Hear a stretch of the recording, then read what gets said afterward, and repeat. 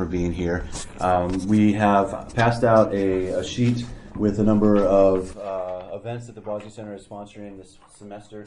As you can see, we'll have a busy semester. I hope you'll join us for a lot of these things. We provide food for all the lunches and some of the other things, so you can do double duty. I'll just highlight the next couple things that are coming up. One is a lunchtime conversation in 2 weeks on Tuesday with Megan Sweeney, a beloved member of our theology department here, talking about the Pulse program that she runs and about service learning in general. And then the next day, we have a terrific political theologian from Villanova now, formerly of Syracuse, speaking about his new book on Black natural law. And Craig here will be one of the respondents, and Vince Rougeau, Dean of the Law School, will also be responding. That'll be a little unusual. We'll have it in this room, and it'll be a 2-hour session rather than an hour and 15 minutes to give us a little more time and a little more depth on the topic.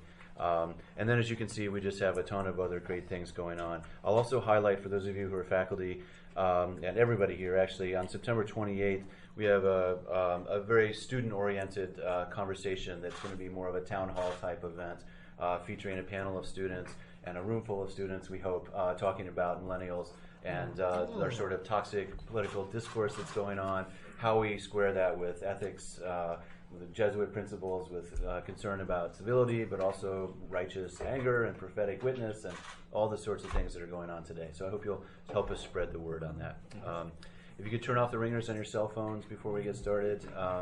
And with that, I'll introduce our speaker. Liz Mach is a Maryknoll Lay Missioner, born and raised in Minnesota. After receiving her nursing degree, she joined the newly formed Maryknoll Catholic Lay Mission program and was sent to Tanzania, where she has spent 40 years working in maternal and child health care and advocating for the rights of women and girls in Eastern Africa. She presently works in the Catholic Diocese of Musoma's Planning and Development Directorate, where she coordinates its health, education, and social services. The Directorate has a strong program to end all forms of gender-based violence, including female genital mutilation, child marriages, and sex trafficking. And the Diocese advocates through shelters, schooling, and training seminars on the legal rights of women. We're delighted that we could host Liz today while she's in the United States for a couple weeks on break and restoration, but also conversation. She had a terrific lecture I heard last night with almost 100 people showed up. This is a more intimate affair, so we can be more casual. But please join me in welcoming Liz Mach.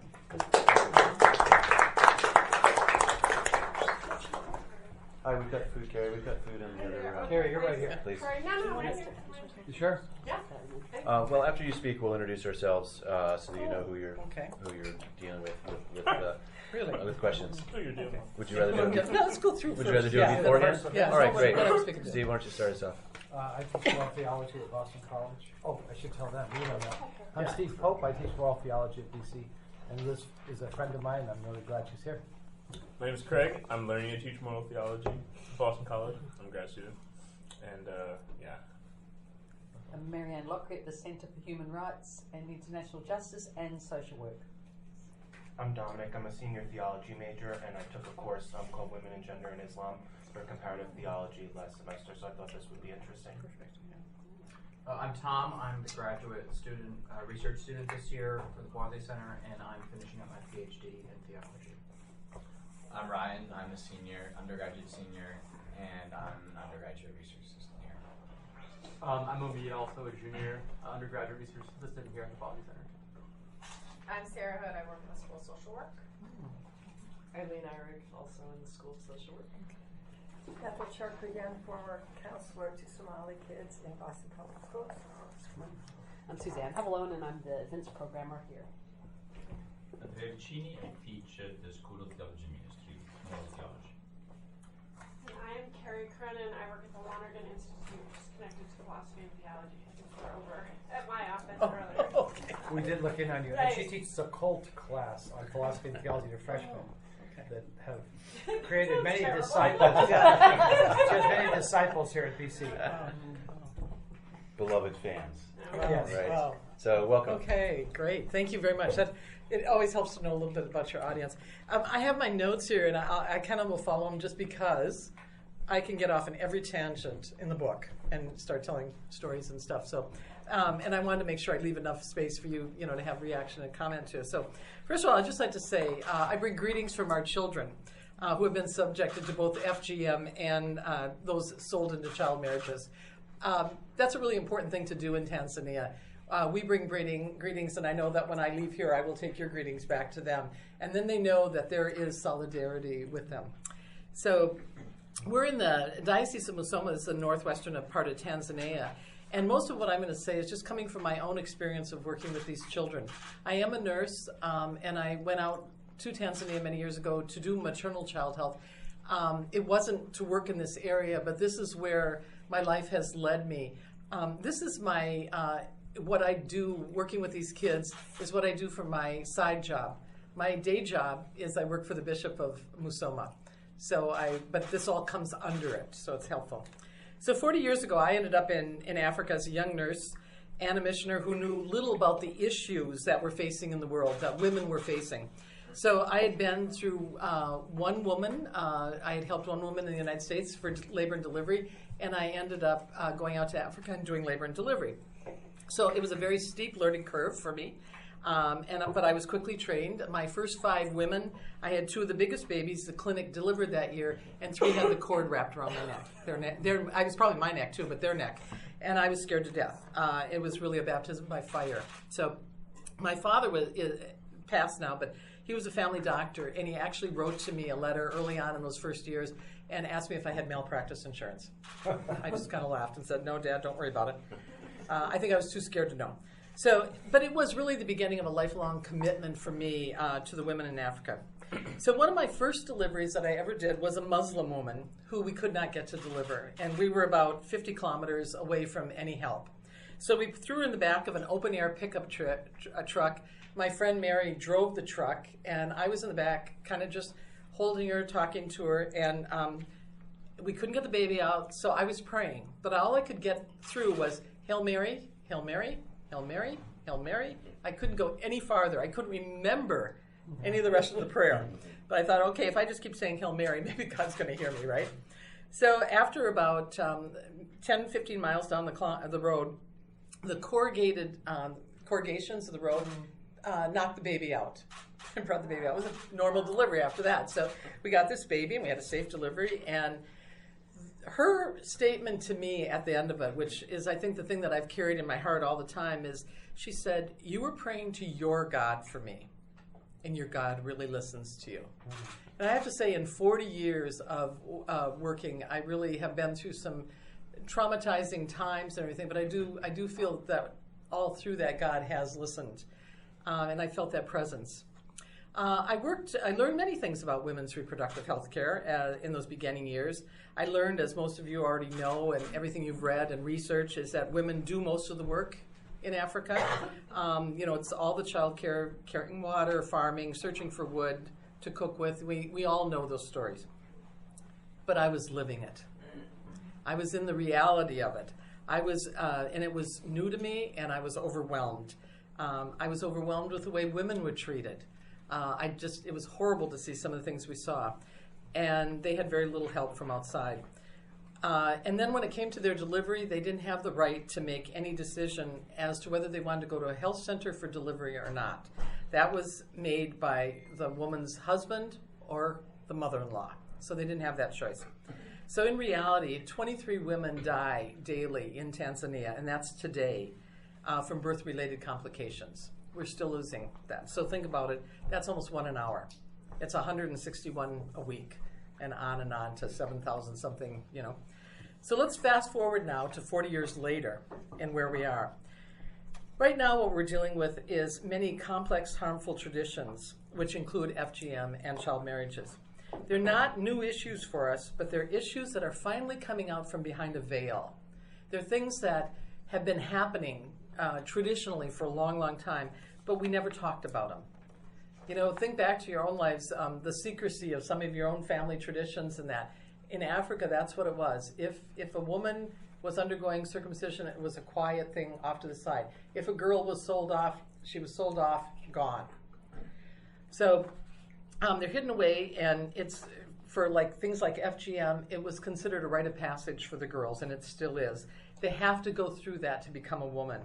If she doesn't, she's never considered marriageable age. And then she's always going to stay at the child level. So this means that things like in a traditional culture for her, one of the biggest is whether or not she can touch and work with family cows, as she cannot use the gate to enter into the cows until she goes through the FGM. So if she can't take care of the cows in that traditional culture, what use is she? And it comes down to that completely.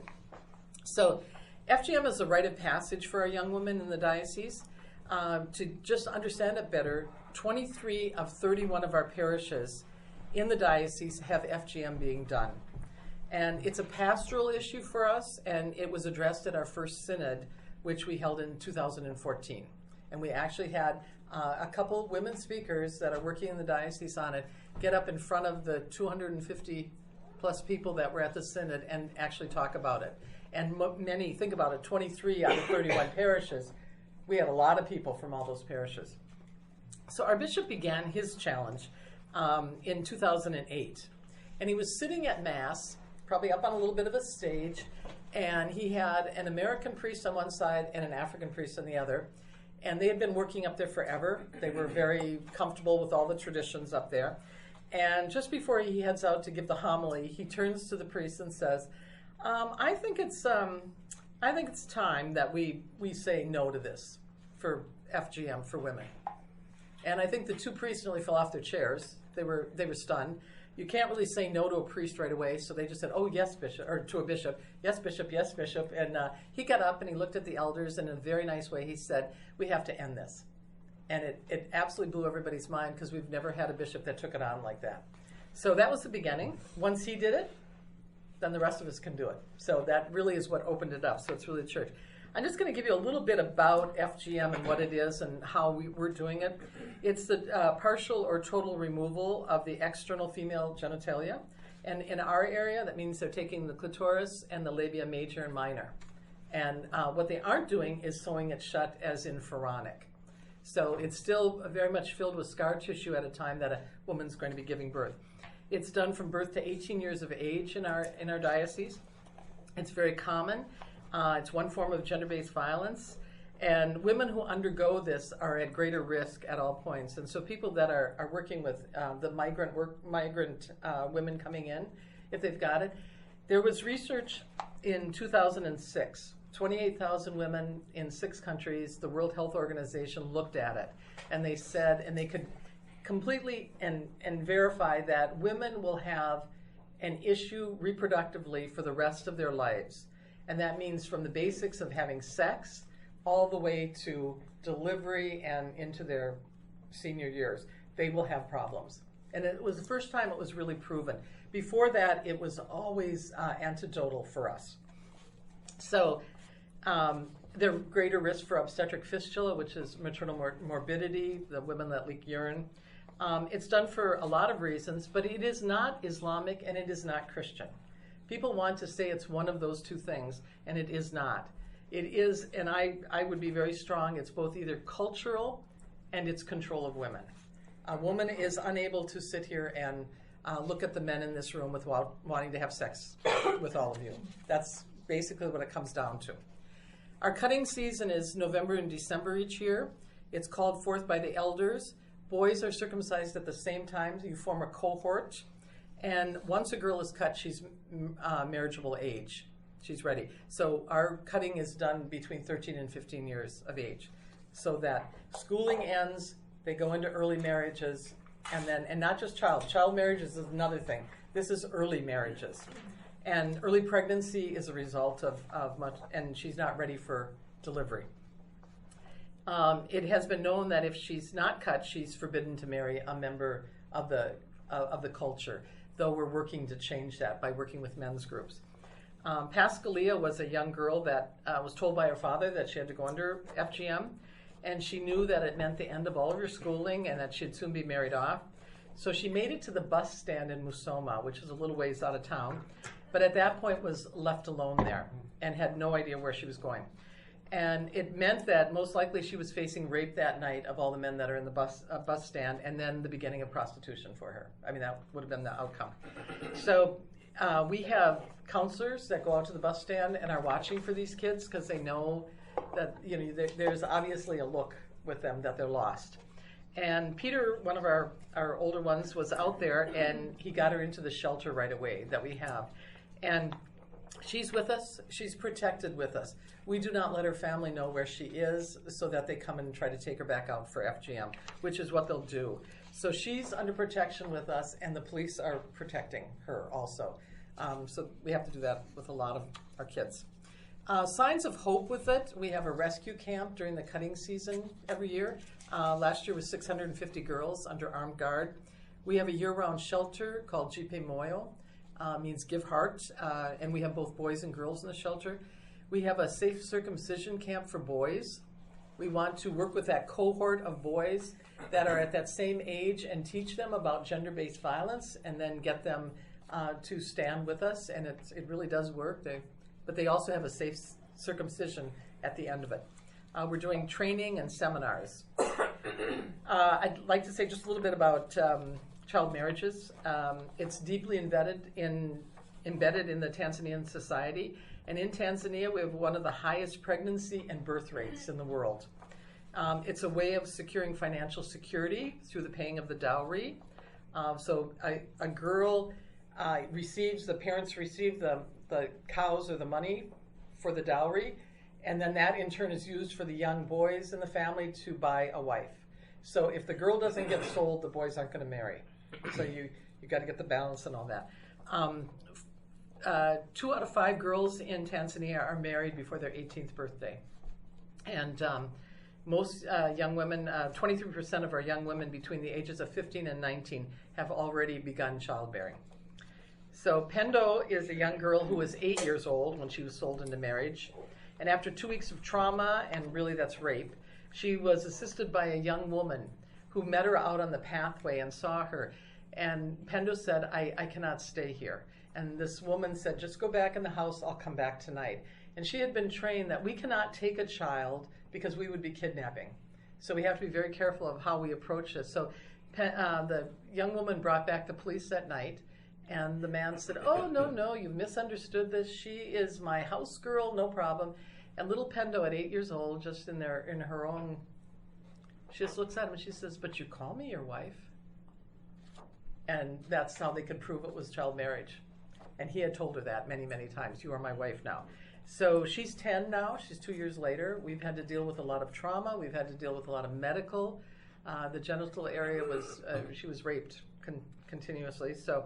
But today, she's at our shelter. She can read and write. She's going to school. And she can play as a child. So, for us, it worked. The husband was 55 years old, and he was sentenced to 30 years in jail. So we were able to do the whole thing. Bokeh is another one of my favorites. And this is a very common story, again, that we're hearing over and over again. She's now 14 years old. When she was 5 years old, her father began to use her sexually.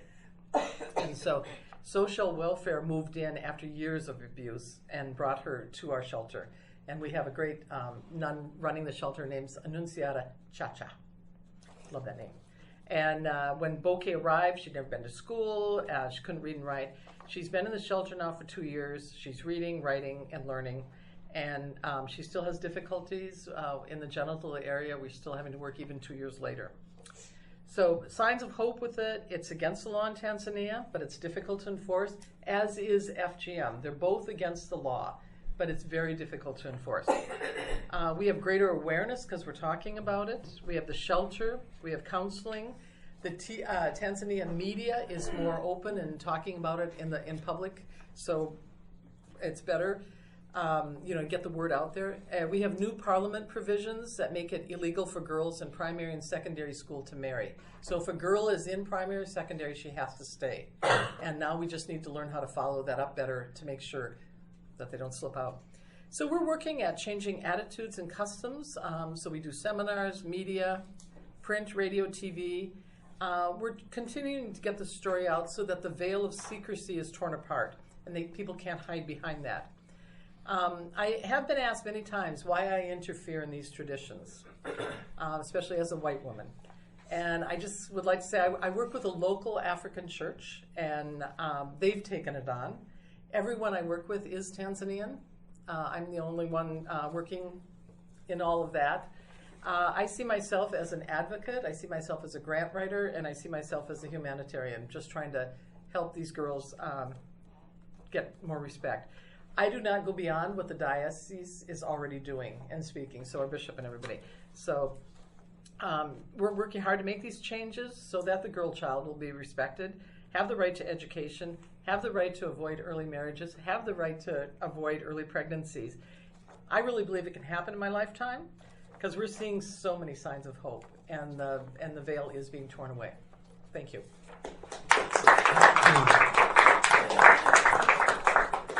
Well, thanks so much. This is such a profound and profoundly troubling conversation to begin with, but thank you so much for your work and for telling us about it. Before we open it up to conversation, I guess I'd like to start with just a question of, it seems I'm learning about all of this, and it's a nice surprise to know that there's a legal framework that's supporting your work there. And my initial question before we came in was, on what basis do you argue against these practices? Is it on the basis of women's complete dignity, or on a Christian vision of respect, or of Imago Dei, or on legal principles, or African philosophical principles? What kinds of arguments do you make, and what do you find to be most effective in moving respect for women forward? When we try to go at it from a really legal way, we lose most of the people traditionally that don't have a lot of education. So, but there's a Marriage Law Act, there's the Rights of Children Act, there's all these acts. There's a Sexual Act that we have in Tanzania, and in many parts of Africa they have all of these. If we try to use those, it doesn't mean anything to anyone. So we really go at it more from, this is a child of God, and we need to respect on that level, and they should have all the same rights and human rights that your child, your boy child, and but we're working against a lot of different things. Like wife beating in the diocese where I am is very much accepted. So we need to get rid of that also, so that we get more respect for women across the board. So I'd say we do it more from respect. Yeah. Internal to the church, to the parish. Yeah. Great. What other questions we have? So what are you seeing as the responses of the women in the household, the mothers? Are they joining? Are they completely fearful? There's a lot of fear. There definitely is. But we just did a baseline study that finished about 2 weeks ago, and the number one thing, 99% of those women that were interviewed for it all agreed that it has to end. There was one old lady that came out very strong. It has to continue because it happened to me. But we've really moved from where everyone was saying it has to continue to now we need to end it. But how do you end it? Does it go out slowly? Do we just get lesser and lesser? Or do we make a major effort and say, this is it? Now, when you do mutilation during that time, during that cutting season, it's a time of great celebration. It's a time when the cutter gets money, the elders get money, everybody has these big parties, cows are killed, there's huge celebration, there's a huge rite of passage. So how do you, if you're going to, you don't want to just change society, you have to say, how do you figure out the rite of passage that's going to happen so that you can continue, but in a good way? And that we've really been working with some of the elders and people on that. Some of the cutters that come in, we're actually getting them to quit. And then, but at the same time, this is their livelihood.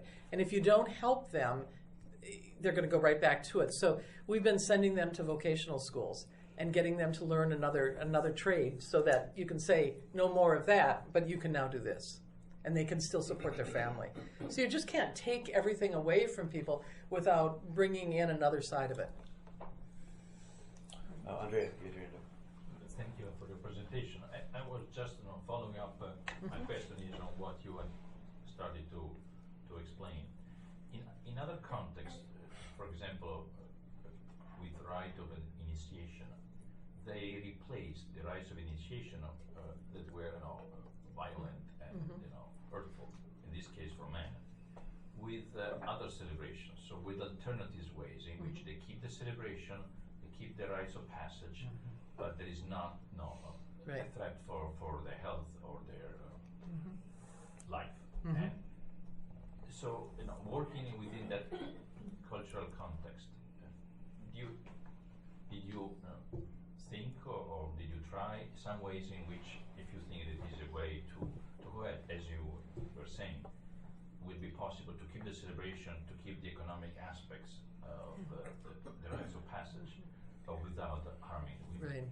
And allowing women to have their own status within the society and not being outcast because they didn't go through the rites of passage. And we're certainly working on it. There's a sister up in Kenya that has written a whole rite of passage. So we've sent our people up for training with her because they also do this in Kenya. So we've brought down some of those ideas and then tried to put them into the context of our area. So we do a rite of passage. It's a matter of whether they accept the rite of passage or not and say that that was enough. There are some people that say, rather than just stop the whole thing, you just make a tiny little superficial cut on the clitoris and say, then we've done the passage. We would argue against that. We're not going to do any form of cutting because who knows who's going to be doing that, first of all. But it's really the respect of the woman, because this is done in public. These girls are naked in front of everyone when it gets done. And if a girl dies during the circumcision or the mutilation, her body cannot be buried. And she is thrown out to the hyena. Oh my God. So if that's the case, you have to say, from me, from the Catholic Church, I believe in burial. I believe in resurrection. What am I doing to make sure that we respect the girls both alive and dead? And so we want to be really careful we don't go into keep anything that's going to be negative on the negative side. Yeah. Yes, in the back, and then Marianne. Could you introduce yourself, please? I think you came in a little late. Hi, sorry for being late. No problem. It's all right. Not at all. I'm glad you're here. We had just introduced ourselves before you came in. Sure. My name is JJ. I'm a senior here studying international studies, poli-sci track, and I'm really interested in this topic regarding child marriage. And my question is, so I think the reason why GM was prevailed so long in Africa was part of it's associated with pride to women in Africa. So I know you have done a lot of work to bring up the awareness for the harmfulness of the practice, but how can you make sure that the subconsciousness, the feelings related to honor does not come back in the society? Yeah. It's a great question. It's a hard question for me. We're so focused on making sure that it ends, because what it does, I would say our best way to do that is to educate the girl, and so that she's making her own choices and that she has her rights and human rights, because right now they don't when that's being done. I don't know if I'm answering that very well, but... Well, sorry. Yeah, please. Yeah. I just think it's not like I don't have any sympathy for girls in Africa. Yeah. I've been in Tanzania before, and I saw what they're going through is horrible. But at the same time, I would ask myself, am I imposing my own value on them? Right, and that's why I say I work with the Catholic Church in Tanzania, and they're all Tanzanians. So this is not something I started, or I just work on that level. But I also work with all these girls, and they're asking for this. They are coming. We have 5-year-olds and 6-year-olds that are making decisions to leave home. It blows my mind. At 8, I wasn't making these decisions, But I look at it. They are really understanding that they have to protect themselves because no one else is going to protect them. And they come in, and that just kind of blows my mind. I just can't imagine some of our girls that you see on the street here having to make those decisions. At even 16, saying, I'm not going to marry this person. So one of the important things for me is that we get the men and the boys on board with it. And when they're working together, those young men will marry girls that are not circumcised. And so therefore you go into the next generation of people, and it'll end. Because once I think the men are involved in it. And they are involved in the diocese with us. Maureen. Liz, my question's a little bit related to others in terms of how do you kind of make this practice institutionally sort of challenged? So I'm thinking, where are the other bishops? Where's the church? Where's East Africa? Like how, because if it starts, as I understand it, with a leader, how do we kind of get it so that it's kind of being perpetuated through church, perpetuated through East Africa, West Africa, etc.? Yeah. We need to move to that next step, and I've been trying to get my bishop, I have been pushing for a couple of years, he needs to write a pastoral on it. That'll get the church, get it out there in the forefront. And I keep saying, I'm writing with you. Would you just get your butt, sit down and write with me? But I think we definitely need to do that. The bishops that are over, there's only certain parts in Tanzania, and it's more over in the Arusha side, through Manyara and that area. They also do it. But over on our side of the country, our diocese is the only one. So really, when you look at the lake, we can't ask the other bishops right now to join with us because none of them have it being done in their area. So we have to look with the ones in Arusha.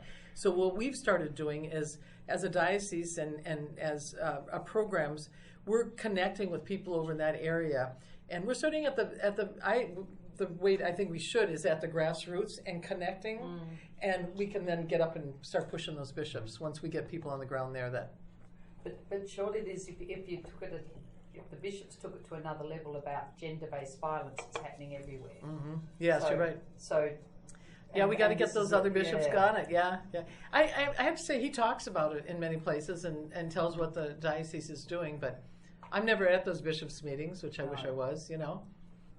Yeah, Bethel. How does the society treat the gentlemen who choose, the men who choose to marry these women who've been courageous? And if they do marry them, how is that? How are they treated? How are their children treated in the society? Yeah, we're just kind of getting into that now. So the ones that have done it, it's good. They're probably going to have to move out of the area. And the reason why is if the girl is not mutilated already, when she comes to deliver her first baby, she will be mutilated on the delivery table. Whether she wants to. Whether she wants to or not. Because the mother-in-law, the aunt, the uncle, somebody's going to step in and say, do her, So, yeah, and they'll take her to a local person for delivery and stuff and do it. So they really need to move out for at least delivery to protect it. And then they move out, and then they have children. I mean, how are they treated by the society? It depends. I mean, it's a private area, so it's not something public that you see. So if nobody knows what, they haven't done it. Like if they go to another, if they move to another city, nobody knows they're not circumcised. Okay. So you can keep some of that quiet. They could say, I just had the little cut. They could do a lot of things to get around it. It's when they stay in their home area and everybody knows that that's the girl that grew up in that corral over there, the cow farm over there, and she's not done. To follow up on that, is there an urban-rural difference here? Very much. The city would be much more. The city still does it. The girls still go home from the city. They get sent home to the grandparents if the family wants it done. So we probably do need to be going into more schools and speaking outside of our area for girls that are circumcised. Yeah, Tom. What happens what are your plans for when the girls become young women?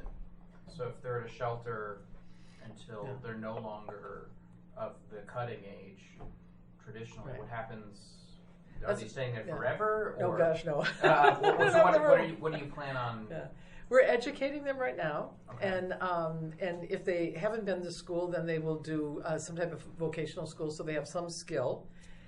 If they're capable and can go on to university or our teachers training or whatever, we will continue to look for funding to do that because it's going to be expensive, but it's something we're committed to. We do that. I don't know.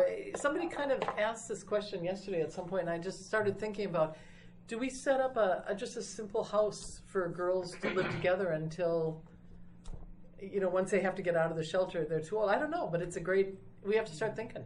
I mean, it's a good problem to have. Oh, yeah. What do we do once we've succeeded? Yeah. What does that look like? Yeah.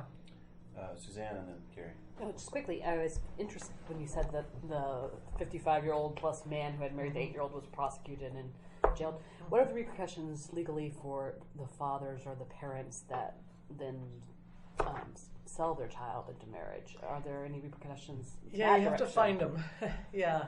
Some of these kids are trafficked, so they're brought from other areas of the country.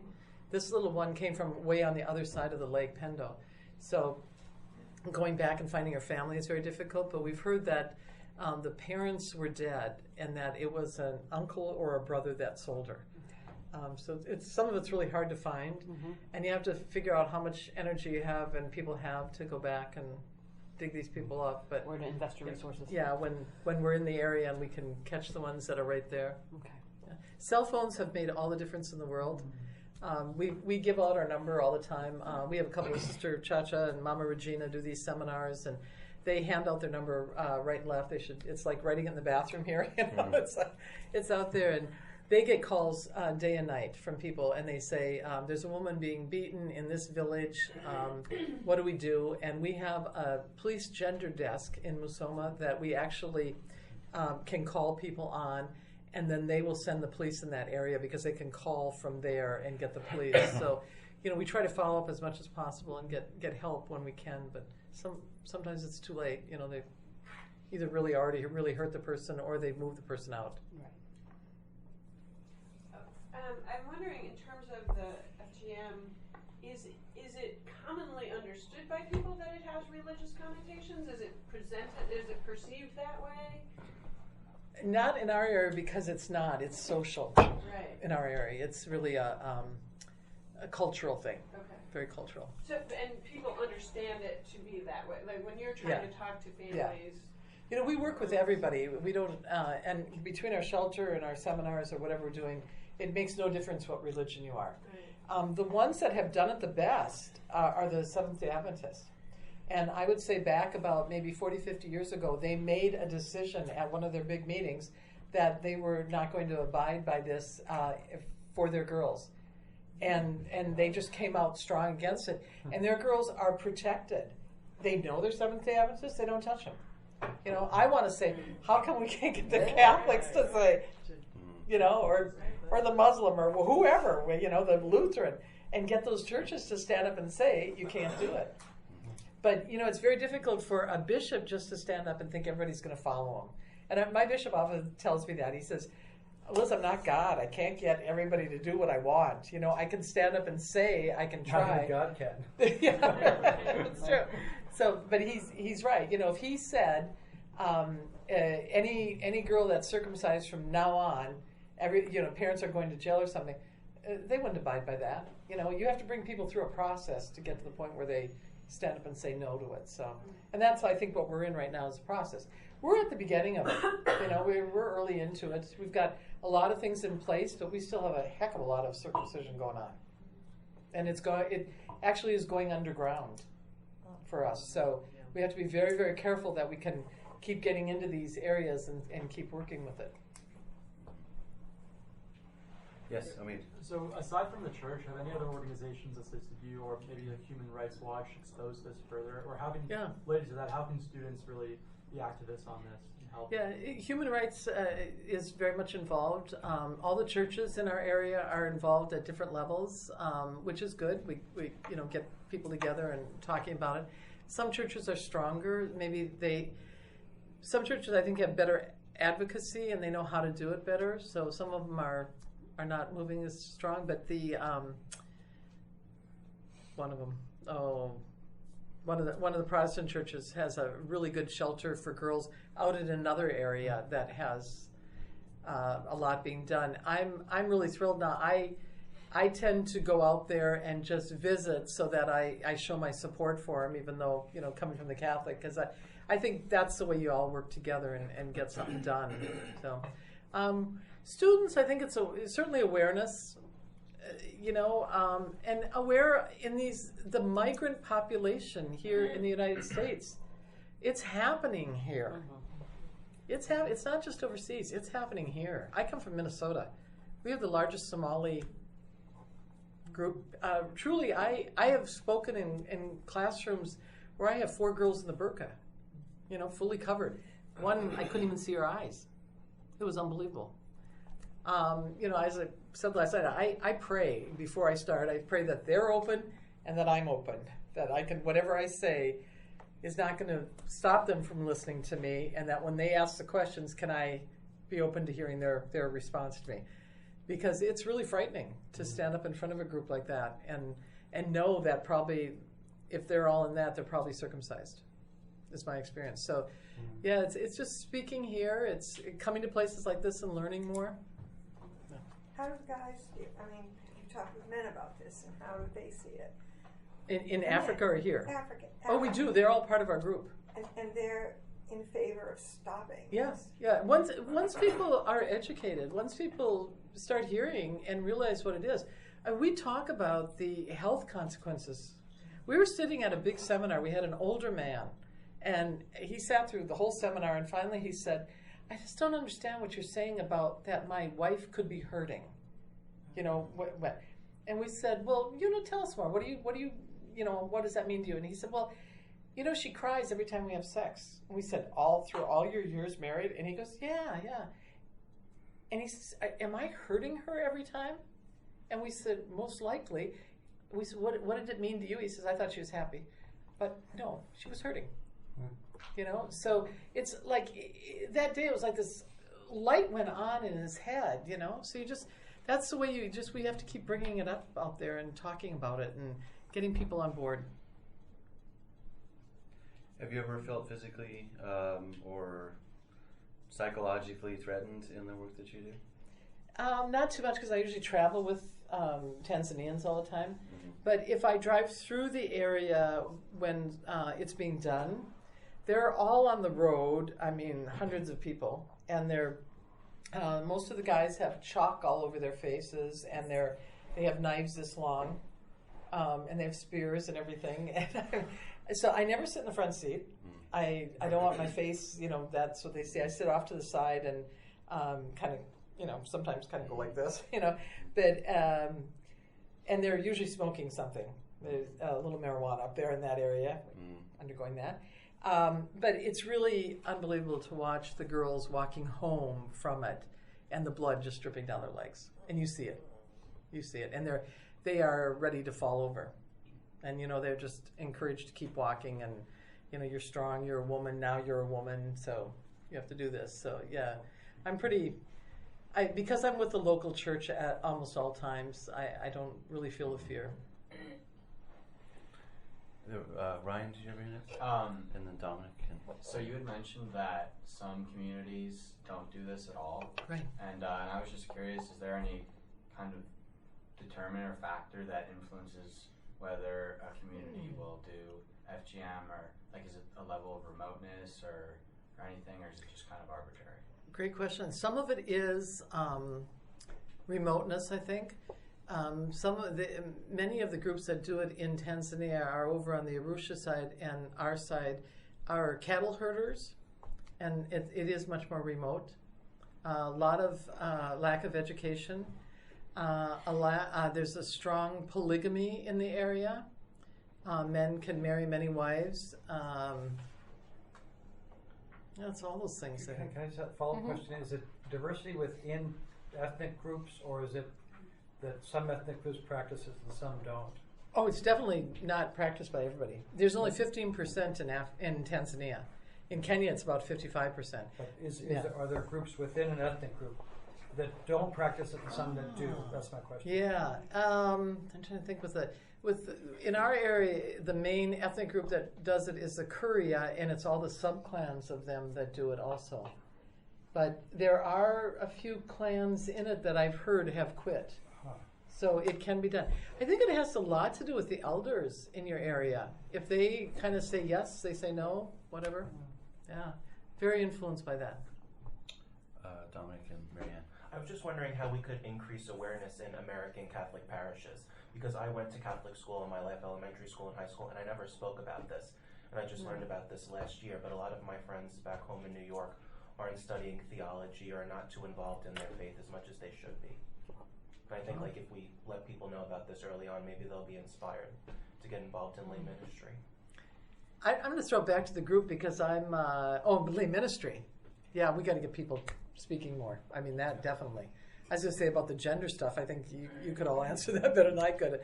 But lay ministry, yeah, it's really inviting people. That's kind of the words I've used a lot of times is come and see, come and look and go on these immersion trips. Get these students out, and most of our lay ministers that have come from this area have gone through Boston College and the immersion trips, and so they've experienced on touching the poor someplace, and now they come out for the 3.5-year contract, the first contract. So it's really getting people out, and I do a lot with different groups that come out, and make sure that if I can get into the group when it's out there to speak with them and just kind of share my own story or what we're doing again, and constantly say I'm a Maryknoll Lay Missioner. Then usually somebody comes and says, "What is that?" I never heard of that, and that's fine. Someone keep talking about it. Yeah, but you have to remember we're in a Jesuit area. Right. And Because a lot of my friends back home will say, "Well, the Catholic Church isn't doing enough," or they're not too involved. But this is extraordinary work. So you started on a. Oh, I'm sorry. Oh, go ahead, please. I was going to say you started on a 3.5-year contract. my first one was, yeah. Now I've done 40 it years 40 later. years, so yeah. I went out thinking 3.5 years. The 5 people with me all thought, this is life, we're going to do it forever. They were home in 3 years. I was thinking, you guys are nuts. I'm going home. I'm the one. So God makes other plans while we're making our plans, huh? Liz, it's kind of 2 questions, I think.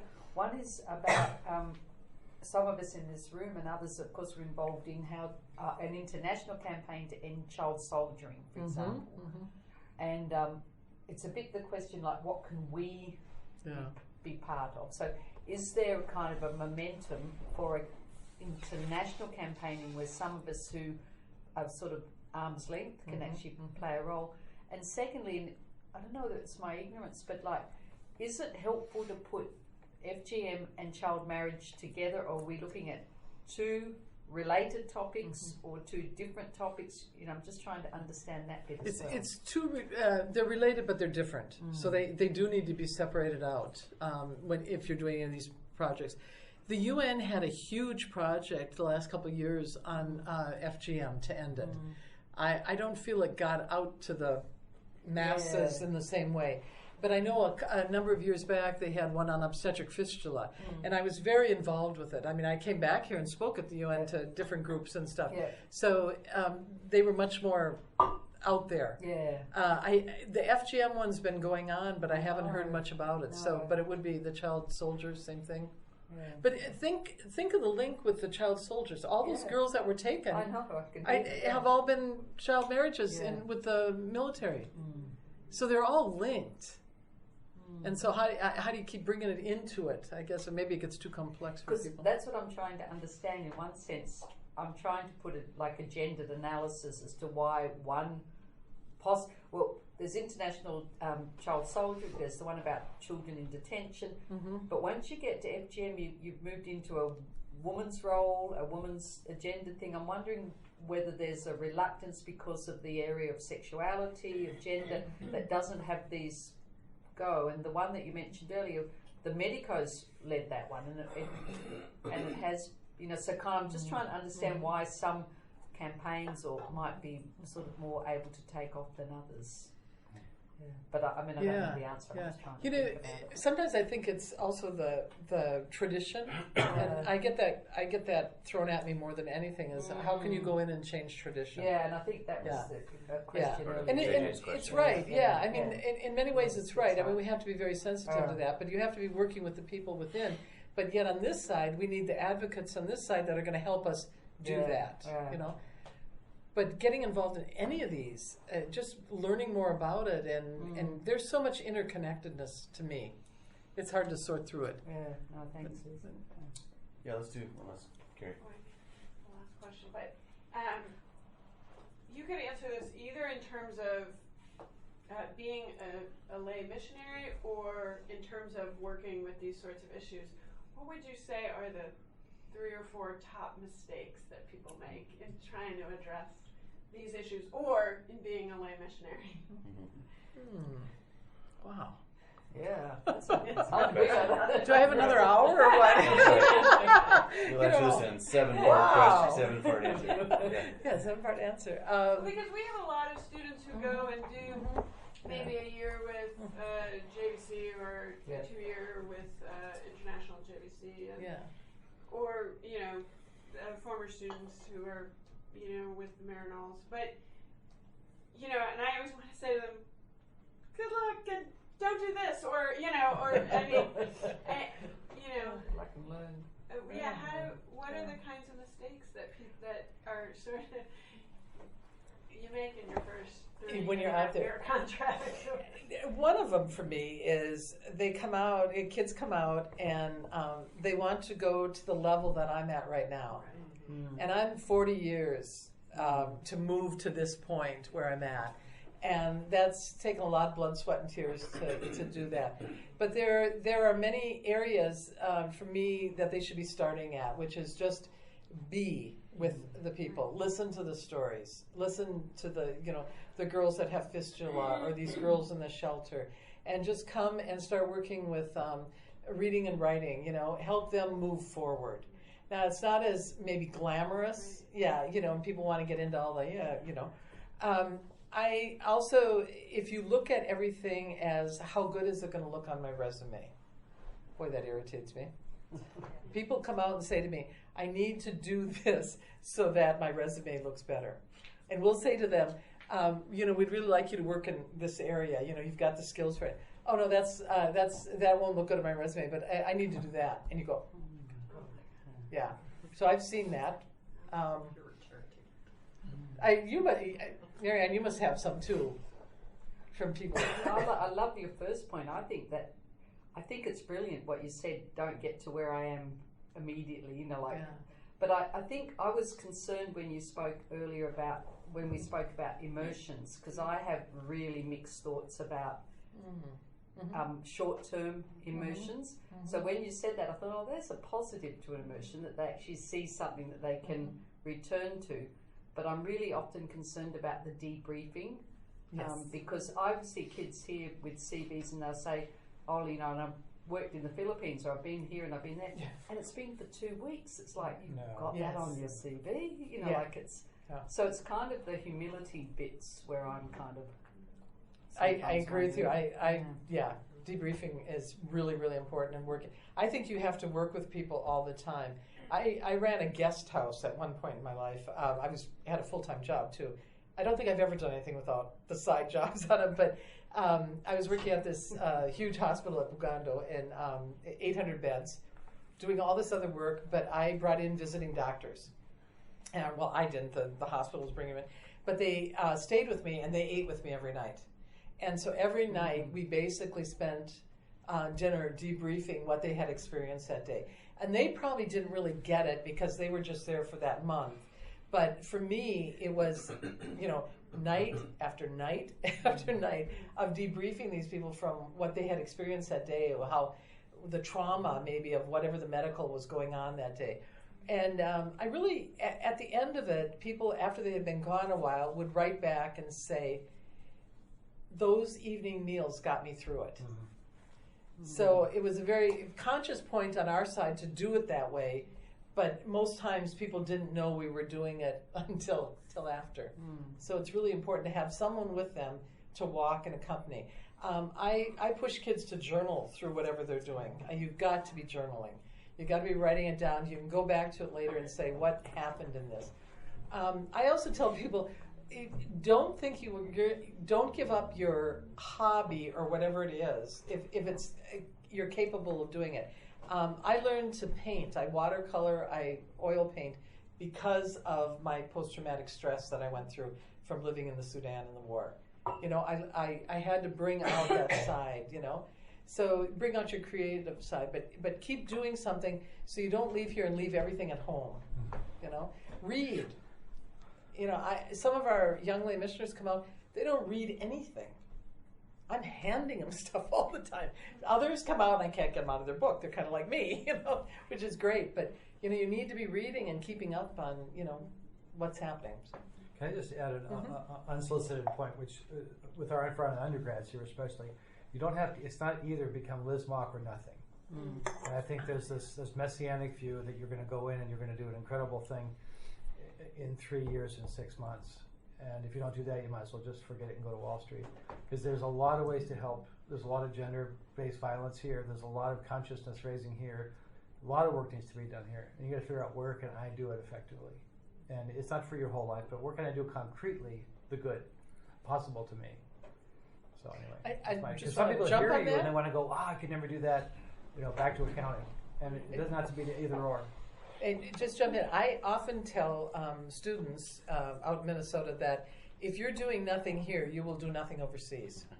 So you need to be doing whatever you want to do overseas. You need to be doing it here. And if you do it here, you'll understand the issues so much more, and you'll be able to apply it over there. But if you haven't done anything here, you're coming out on a vacation for me. Might as well be on a safari in the Serengeti, which is good too. Yes, Andrea. Yeah. Can you tell us something about maybe some insights or positive lessons that you learn interact with the key figures in that cultural setting that are the elders and the women cutters? Because these are persons who could become different, who could lead, who help that, let's say, have a role of leadership in one way or another. And if you think at our cultural context, we are struggling in having, to interact with some leaders who don't give a damn about anything. So somehow, and it seems that the personal interaction is what might help to go toward a change more than campaigns that are, all over the world. But there it is, one area it happens and the other area nearby doesn't happen. So there is something there that needs to be transformed. And there are interlocutors. And there are social agents who have a role in leadership who can be become partners or resisting to change. So because you have lived there for 40 years. So if there are some insights that you can give us in our own context when we think about shaping leaders or dealing with leaders who are not caring for the common good. Great. I think when I look at what we do, one of the things very much is a listening role. When we start a seminar to try to make change with people, we don't go in with people start lecturing. We start with where they're at, and we start with, you tell us, what are the cultural difficulties you have? And it's going to come up in that. And we spend at least 3 days doing that in a seminar, a 4-day seminar, just getting what do they think are the issues, and getting them in small groups and talking about it. So, and it always comes up. FGM and these child marriages always come up at some point. So we know it'll be there, or we'll get it in there. And then on the 4th day is when we really kind of go at it. But up until that point, we've really been just listening to them and hearing, so that we're not telling. Because I think what happens in most places is we're always telling, where you need to change, you need to do this, but we need to go in and listen better. And I do that with students a lot. I tell them, ask the questions. I'm amazed at some of the questions I've been asked. It's obvious they're listening, or they're hearing other things. Help me out. What else are you thinking of? Come on, Marianne would know more. I was listening. It's a great question. Yeah. And I'm wondering whether we need the social agents, the change agents, who are inspirational. But I think we also need, I was thinking back to the campaign, whether we also need some momentum that kind of takes their word or their insight with them around, people who are not hands-on engaged in this area, but are maybe interested in gender equality or something like that. So I was trying to work out, I almost was, like we need all aspects. Right. And then I was thinking, this is just a question, because you were talking about funding and about shelters and the issue of how to kind of exit young women so that they can actually do something else. And one of the responses that I know is probably one that a lot of people do, which is to give money. And I was trying to work out how you kind of harness the best of all of that, but have people being aware and reading into and knowing the topic as well. So I kind of was thinking it needs to be a really big levels of response, but they need to be joined up, was what I was thinking. But I like the social agents bit a big time. In addition to what you said last night, women cutters earn money. Yes, So if they're not cutting anymore, they need to find another way in which they can earn money and support their families. About the elders, I guess it's the issue of authority. So if we take away from them the possibility to decide about the fact that women will be cut, we need to find another way in which we preserve their authority, leading a symbolic rite of passage, whatever, so that they are still the elders, and we don't undermine the leadership, but we are not harming women to do that. Or it's not connected. We separate the connection between the fact that women need to become women, the girls need to become women, and it will happen, and the elders play a role in this, but not with the Catholics. So this was from at the point of view of an outsider, things that resonate in my mind while I was listening. I was just wondering though at the very beginning about, is this something that in a couple of generations we'll be having such a different conversation because of media and telephones and about education? I'm just wondering whether where globalisation or whatever we call it fits in this as well. Education. Is that going to happen anyway? Which I don't want it to just happen anyway, but people are going to take on different occupations and things. What do you think? Well, at the same time, there are elements that can be controlled and others that cannot be controlled. So we cannot control what will happen to the Tanzanian society in Tanzania in the future, but we can play a role of these destructive or constructive. So there it is to preserve the structures of that society, but making them more respectful of human rights. Yes. And then there will be a transition. Okay, this will be a next step, but because we want to remove that harming of women without just breaking all the elements of society. So leadership could be converted, and there are examples in other parts of the world where leadership has been preserved, but it has been transformed, and so there is no harm involved. And there are still roles that are working for society. But if you're really getting at the issue of the equality of men and women, it's going to break the male hold on power and authority and status. It can't help but do it. Yeah, but you can say the elders could be also women. So equality could be, that's pretty radical change. A transformation within, let's say, some structure that are there, and they are only transformed, modified, or made more equal. Right. But then who knows?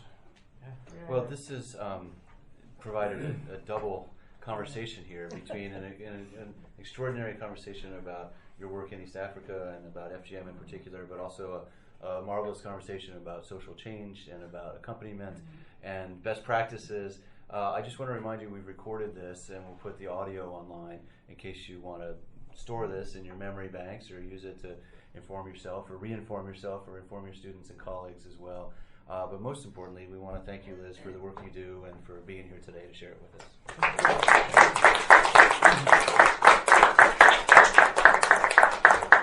And I hope you'll come back.